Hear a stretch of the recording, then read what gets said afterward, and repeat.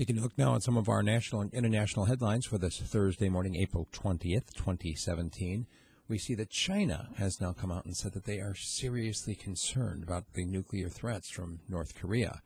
Meanwhile, information has come out noting that the Carl Vinson strike group, which last week Donald Trump said was steaming toward North Korea, was actually steaming in the opposite direction at the time of that announcement, went on down to participate in exercises with Australia, and now is going back up toward North Korea. So some suggestion that possibly Donald Trump was bluffing about sending the Navy strike group to North Korea.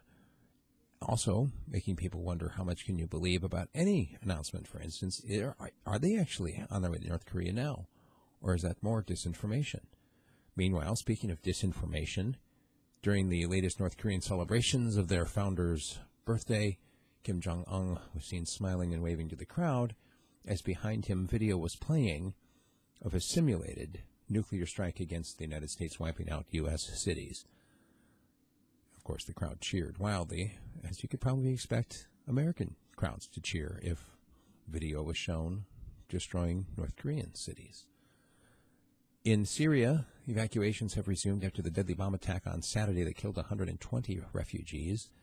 It's on both sides resuming, helping to get these non-combatants out of the area. The brother of the organizer of the terrorist act in St. Petersburg has been detained, allegedly on suspicion for helping to finance the terrorist attack. And Hernandez, the former NFL player who was convicted of murder, apparently killed himself in prison. A lot of reactions to that. Very sad situation, obviously. In the midst of a cold snap here in April, which, by the way, wasn't this around the same time that the Titanic went down? A massive iceberg has been spotted off the coast of Canada. And not just a big one. We're talking something that towers over 150 feet at the tallest point. The pictures of it dwarfs the little town next to it. That's right off the shore. It basically seems to be stuck in the shallow water. And, of course, people are going out there to take pictures and, ooh, look at the pretty blue iceberg. What I'd like to know is how those who claim global warming can account for the increased number of icebergs. And we have to change the language. It's not global warming anymore. It's climate change, regardless of what history tells us about how many times there have been ice sheets.